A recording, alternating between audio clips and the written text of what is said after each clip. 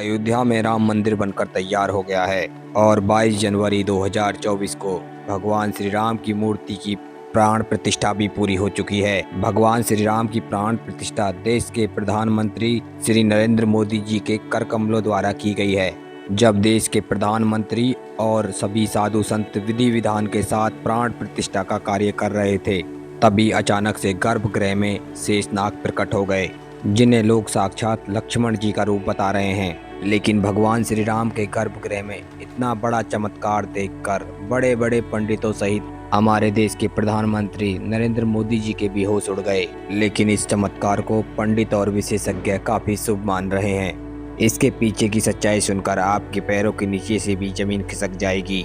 अगर आप सच्चे राम भक्त हैं तो चैनल को सब्सक्राइब करके कमेंट में जय श्री राम जरूर लिखें और इस चमत्कार की सच्चाई जानने के लिए वीडियो में अंत तक बने रहना। भगवान श्री राम की प्राण प्रतिष्ठा होने के साथ ही अयोध्या में एक नया इतिहास रचा जा चुका है। इस दिन का इंतजार सभी सनातनी भाई सदियों से कर रहे थे। 22 जनवरी को भगवान श्री राम की प्राण प्रतिष्ठा होने के बाद 23 जनवरी से भगवान श्री राम का भव्य मंदिर भक्तों के लिए खोल दिया गया है। राम मंदिर बनाने के लिए आंदोलन में पूरा देश झुलस गया था। सैकड़ों कार सेवकों ने हंसते हंसते अपने सीने पर गोलियां खाते हुए अपने प्राण त्याग दिए थे और हजारों कार सेवकों ने अपना लहू पानी की तरह बहाया था। भगवान श्री राम के मंदिर में प्राण प्रतिष्ठा होने के साथ ही भारत ने पूरी दुनिया को भगवान श्री राम के अस्तित्व से रूबरू कराया। प्राण प्रतिष्ठा के इस कार्यक्रम में 7,000 से अधिक वीआईपी और वीवीआईपी लोग उपस्थित रहे। लेकिन जब प्राण प्रतिष्ठा के समय भगवान श्री राम के गर्भगृह में हमारे प्रधानमंत्री द्वारा प्राण प्रतिष्ठा का पूजन किया जा रहा था, उसी दौरान गर्भगृह के अंदर एक चमत्कार हुआ।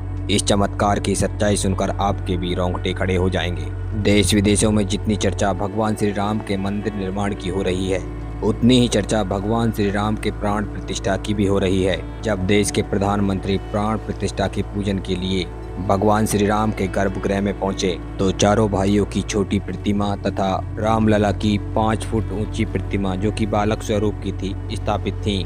प्राण प्रतिष्ठा की पूजा की शुरुआत में सबसे पहले सभी देवी देवताओं, नवग्रहों तथा राशियों को शांत किया गया। उसके बाद प्राण प्रतिष्ठा में भगवान श्री राम की मूर्ति का शुद्धिकरण किया गया। उसके बाद वैदिक मंत्रों का जाप शुरू हुआ। किसी भी मूर्ति की प्राण प्रतिष्ठा उसको जीवित करने के लिए की जाती है। जब गर्भगृह के अंदर वैदिक मंत्रों का उच्चारण हो रहा था और प्राण प्रतिष्ठा का कार्यक्रम आगे बढ़ रहा था, तो अचानक से गर्भगृह में एक ऐसा चमत्कार हुआ जिसे देखकर वहां उपस्थित सभी पंडितों और सभी लोगों के होश उड़ गए। गर्भगृह में भगवान श्री राम की मूर्ति के चरणों के पीछे से अचानक से एक सांप का बच्चा बाहर निकल आया। इस सांप को देखने के बाद वहां पर उपस्थित सभी पंडितों और लोगों का यही मानना था कि स्वयं शेषनाग ने इस प्राण प्रतिष्ठा के कार्यक्रम में आकर आहुति दी है और सभी लोग उनके सामने नतमस्तक हो गए।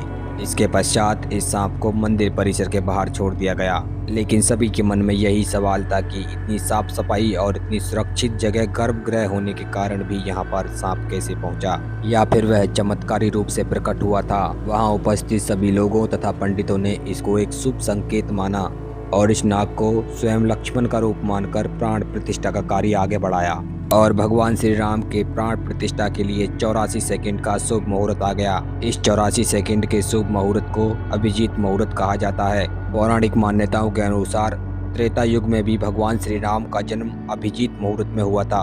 अभी 84 सेकंड के इस अभिजीत मुहूर्त में भगवान श्री राम की विशेष पूजा के बाद आंखों से पट्टी खोल दी गई। इस प्रकार से भगवान श्री राम की प्राण प्रतिष्ठा पूरी हो गई और भगवान श्री राम की पत्थर की मूर्ति अब जीवंत हो चुकी थी। प्राण प्रतिष्ठा होने के बाद ही मूर्ति पूजनीय होती हैं। दोस्तों, भगवान श्री राम की प्राण प्रतिष्ठा के लिए 2 दिन के लिए रामलला के दर्शन बंद कर दिए गए थे। लेकिन 23 जनवरी 2024 से सभी भक्त रामलला के दर्शन कर पाएंगे। प्राण प्रतिष्ठा की गई भगवान श्री राम की मूर्ति मुख्य मूर्ति होगी, जबकि पुरानी मूर्ति को मुख्य मूर्ति के सामने गर्भगृह में ही रखा जाएगा। मंदिर में दर्शन के लिए सभी भक्तों के पास अपना पहचान पत्र होना अनिवार्य है। बिना पहचान पत्र के आपको रामलला के दर्शन के लिए एंट्री नहीं मिलेगी।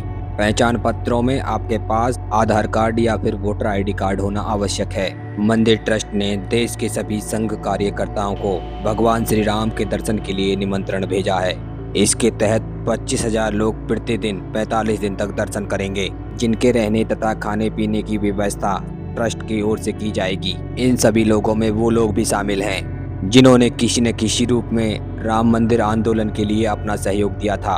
अभी मैं आपको मंदिर से जुड़ी कुछ रोचक बातें बताऊंगा। वीडियो में अच्छी जानकारियां दी गई हैं, वीडियो में अंत तक बने रहना। मंदिर का निर्माण भारत की प्राचीन नाकर शैली में किया गया है। भगवान श्री राम का ये मंदिर 3 एकड़ में बना 161 फीट ऊंचा तथा 255 फीट चौड़ा है और इसकी कुल लंबाई 360 फीट है। मंदिर को मजबूती देने के लिए खास महत्व दिया गया है। इसकी नींव 15 फीट गहरी है तथा पूरे फाउंडेशन को पत्थरों से बनाया गया है। मंदिर में लोहे और स्टील का इस्तेमाल नहीं किया गया है। इसी कारण ये मंदिर 1000 साल तक बिना किसी मेंटेनेंस के खड़ा रह सकता है। 7 रिएक्टर स्केल का भूकंप भी इस मंदिर को कुछ नहीं बिगाड़ पाएगा। राम मंदिर में कुल 46 दरवाजे लगाए गए हैं। मंदिर के दरवाजे बनाने के लिए महाराष्ट्र से सागौन की लकड़ी को मंगाया गया था। इन सभी दरवाजों को हैदराबाद के कारीगरों ने नक्काशी करके बनाया है। मंदिर को इस प्रकार से बनाया गया है कि राम नवमी वाले दिन भगवान श्री राम का अभिषेक सूर्य की किरणों से होगा। भगवान श्री राम का इतिहास बहुत ही ज्यादा बड़ा है और हम बहुत बड़े सौभाग्यशाली हैं कि भगवान श्री राम का ये पवित्र मंदिर हमारे सामने बना है और हम सभी उन कार सेवकों के सामने नतमस्तक हैं जिनके बलिदान की वजह से हमको आज ये दिन देखने के लिए मिला है। दोस्तों, वीडियो अच्छा लगा हो तो वीडियो को लाइक करें, ज़्यादा से ज़्यादा शेयर करें और चैनल को सब्सक्राइब करके बेल आइकन दबा दें। कमेंट में जय श्री राम जरूर लिखें।